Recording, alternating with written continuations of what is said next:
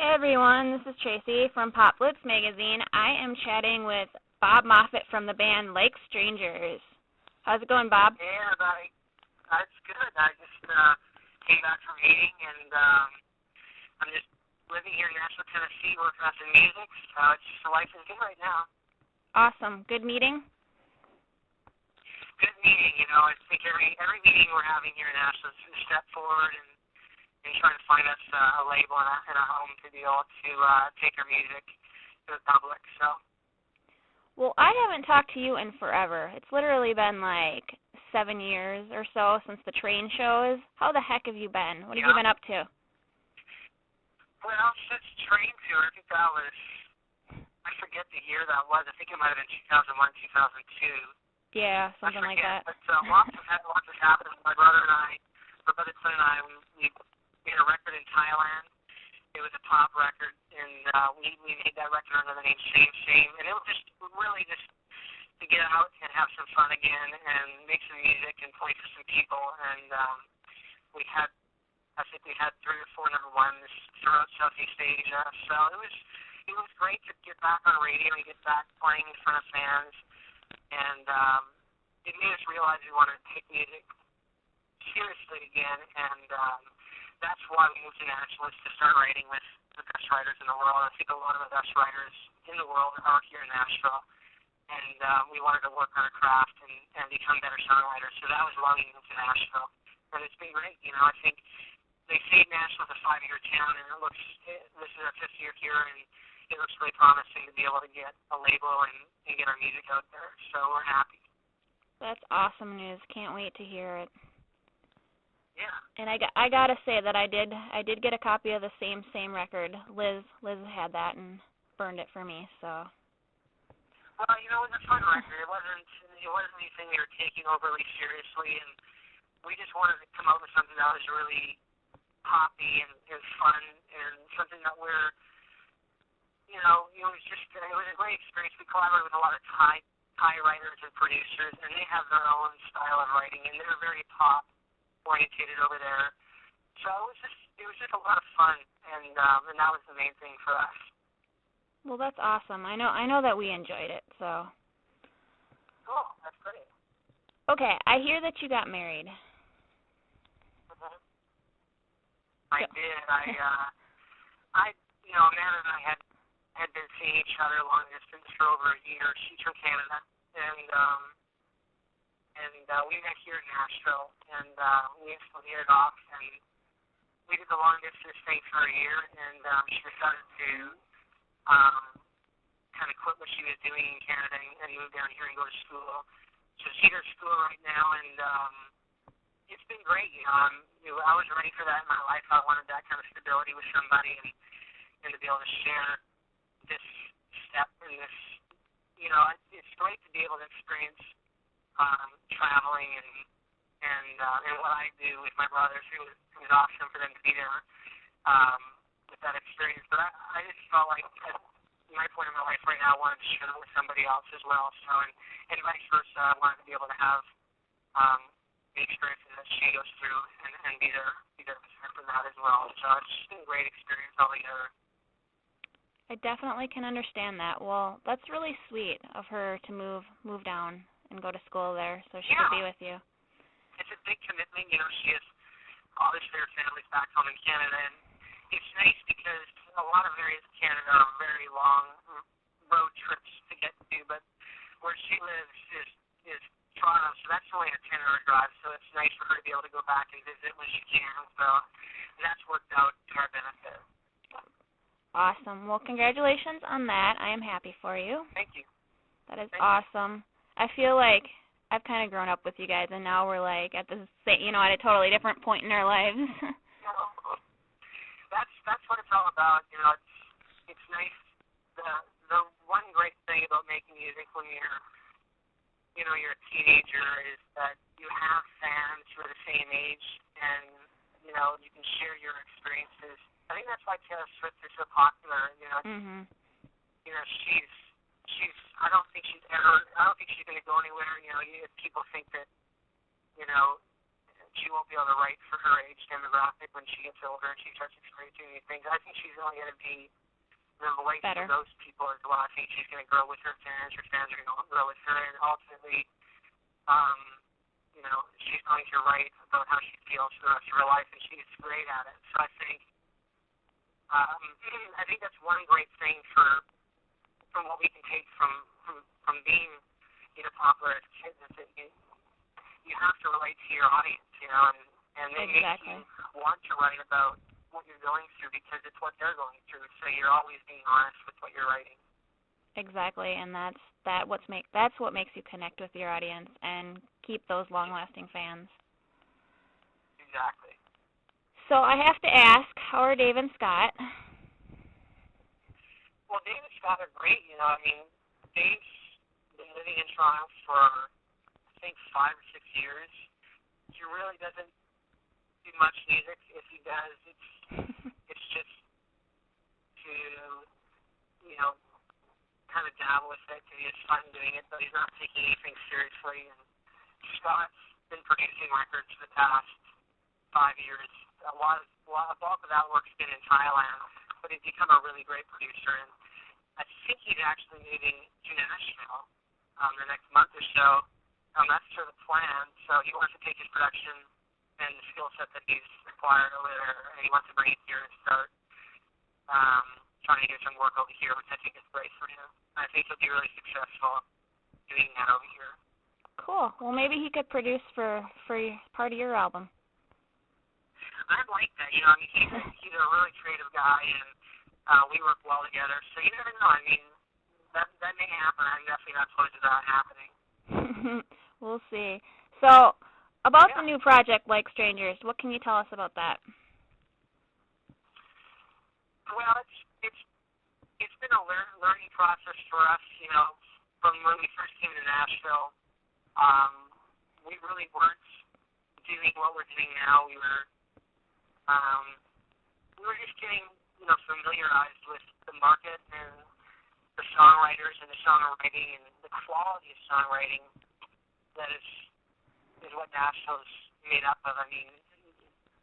Pop music for me is very melody driven, and we became really quite good at writing melodies, but lyrics were secondary. That's just the nature of pop music, in my opinion. And so when you come to Nashville, you're really expected to focus on the lyrics, most importantly. And so because I think the country audience really, really listens to lyrics first and foremost. So I think you have to have a commercial melody to be able to go with that lyric. But when we first came here, it just was, we wanted to get in with the writers, and it took a long time for us to be able to find a core group of writers that we really meshed well with. And we found 4 or 5 people that we just love what they do, and we've also been able to figure out our sound, and it's been difficult because in Nashville, I think it's very difficult for young guys in this market, especially when you're doing something that's kind of against the grain of what is looked at as being successful makeup of an artist here. I think, male solo artists do really well here. Duos, your typical duo in Nashville right now is there's not really anybody singing two-part like the Everly Brothers did in Simon and Garfunkel. So it's been a process for us to be able to make record labels see that as something that's a valuable thing here in Nashville. But I think the more we just persevere and the more we get out there and make our own fans and make people, I think ultimately the fans will determine whether or not they like it. And if they like it, then the record labels will tune in and go, okay, this is something that is pretty cool and different. But right now, it's the way the industry is, the state of the industry, it's a gamble for any artist. And I think for us to just be persistent and patient, we'll find that group of fans in a label, within a label that likes and gets what we do.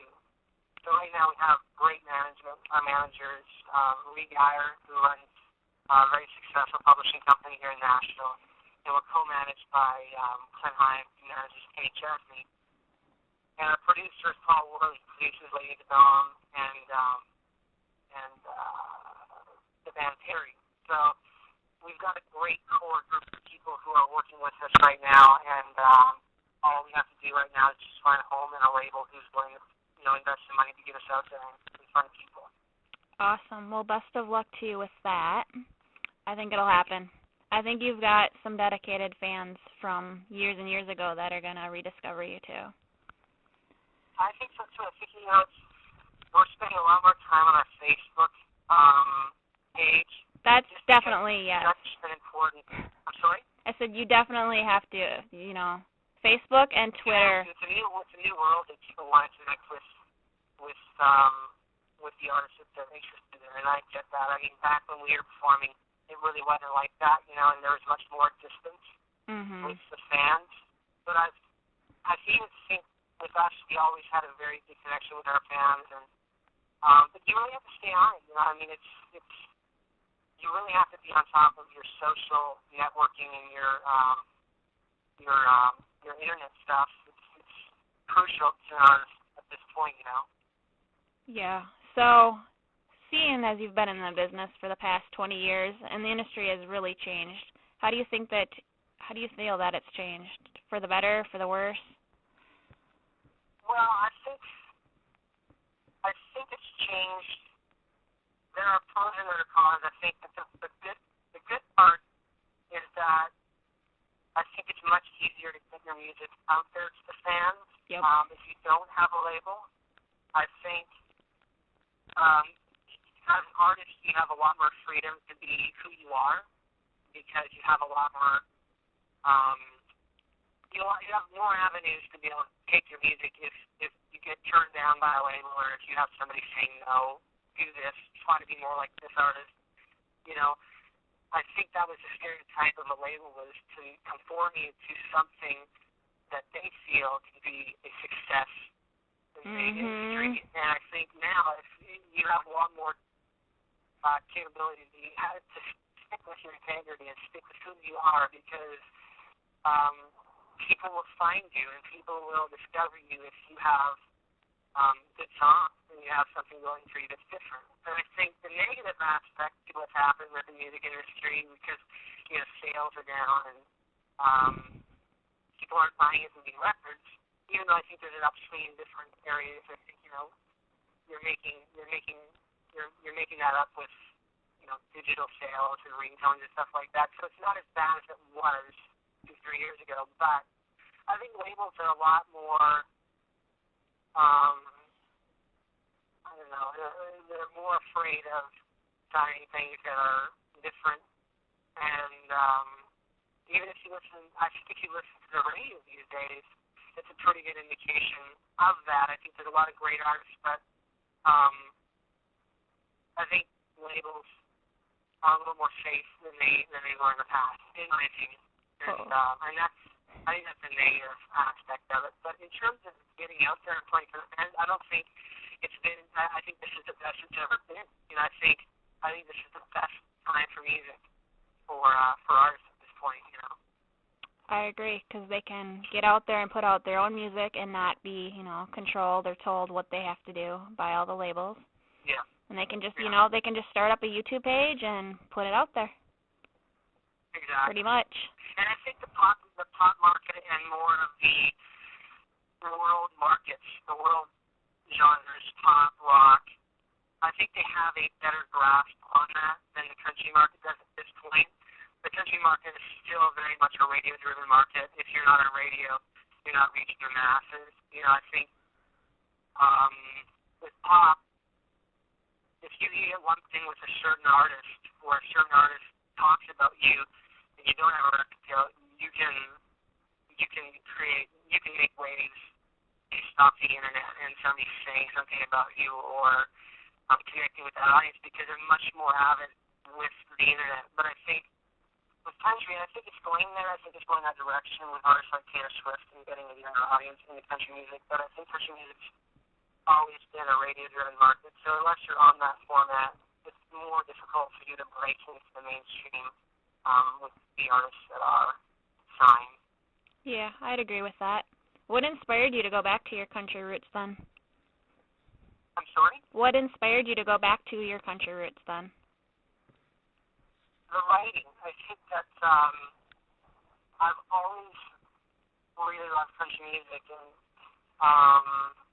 I've always been, I think whenever you work on a craft and you're trying to become great at something,